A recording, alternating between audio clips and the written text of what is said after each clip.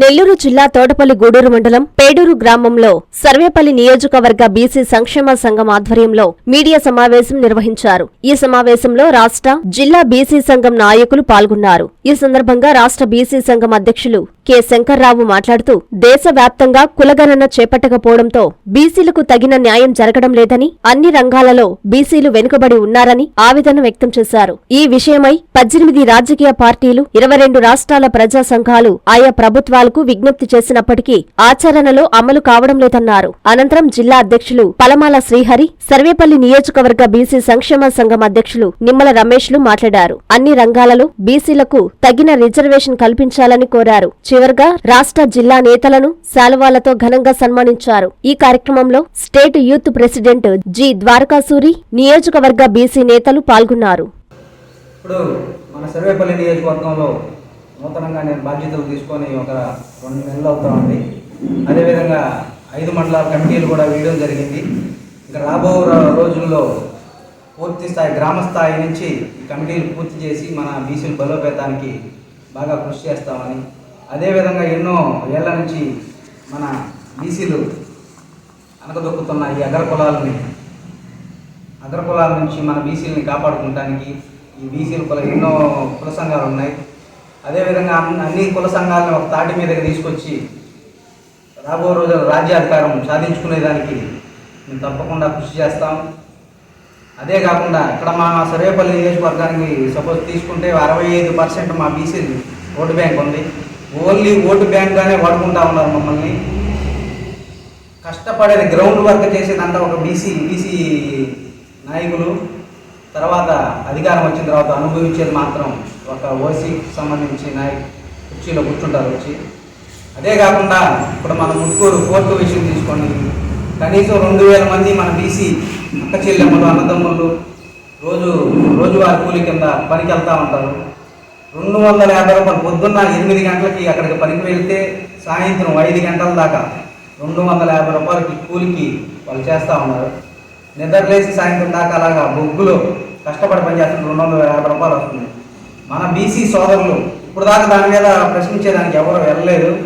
త్వరలోనే దాన్ని కూడా తీసుకొస్తాం. 250 రూపాయలకి ఉదయం నుంచి సాయంత్రం దాకా మన బీసీ సోదరులు కష్టపడతా ఉంటే ఇక్కడ గత ప్రభుత్వం ఏం చేస్తుంది? వాళ్ళని చూసుకొని మన బీసీ సోదరులకు అండగా నిలబడి వాళ్ళకి జీతాలు పెంచేదానికి కానివ్వండి, కాంట్రాక్ట్ ఉద్యోగస్తులు కానివ్వండి, అదే కాకుండా జింకోలో కానివ్వండి, ఏపీ జింకోలో కానివ్వండి, కంటైనర్ టెర్మినల్ తరలి వెళ్ళినప్పుడు 10,000 మంది రోడ్డును పడ్డారు. ఇప్పుడు దాని విషయం కూడా చాలామంది పోరాడుతూ ఉన్నారు. మన బీసీ సంఘాలు కూడా వాళ్ళకి మద్దతు ఇస్తూ ఉన్నాయి.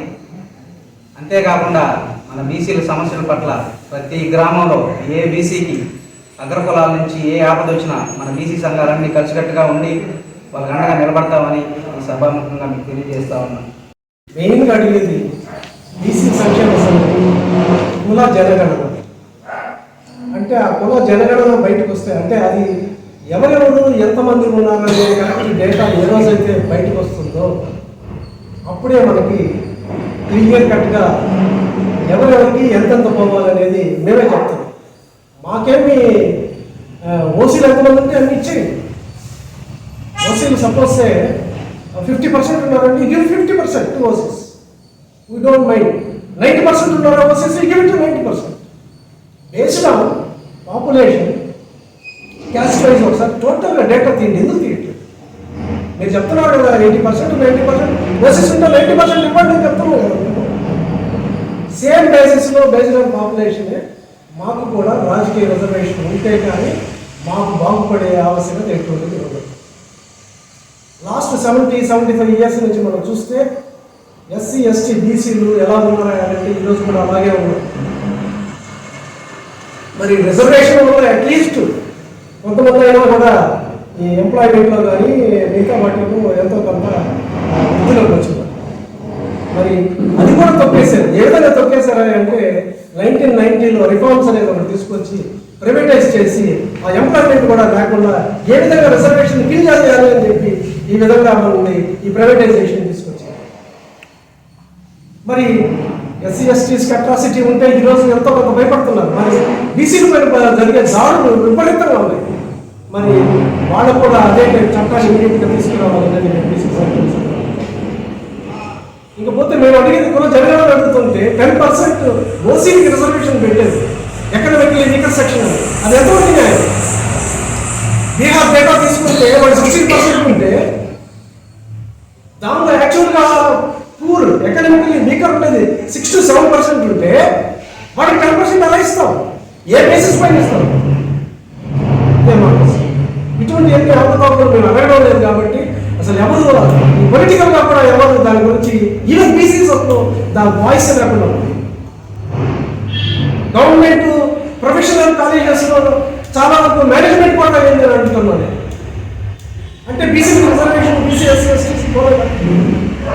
సో ఇటువంటివన్నీ కూడా బీసీ సంక్షేమ సంఘం మనం గవర్నమెంట్ అయితేనేమి ఈ పొలిటికల్ మోడల్ అయితేనేమి ప్లస్ మన బ్యూరోక్రాట్స్ అయితేనేమి మేము గట్టిగా అడుగుతున్నాము. మాకు కావాల్సింది మెయిన్గా కుల జనగణన బేస్డ్ ఆన్ పాపులేషన్ ఎవరికి ఎంత రావాలో అంతే ఇవ్వండి. అదే మా స్లోగన్. Thank you. నేను అన్ని పార్టీల్లో కూడా కోరేది ఏంటంటే బీసీకి అనేది అన్యాయం చేయకోకుండా న్యాయం చేస్తారని భావిస్తూ కోరుకుంటున్నాను. మరి కొన్ని పార్టీలు రేవు దాటేంత వరకేమో ఓడమల్లని అంటున్నారు, రేవు దాటినాకేమో గోరుమల్లని అంటున్నారు.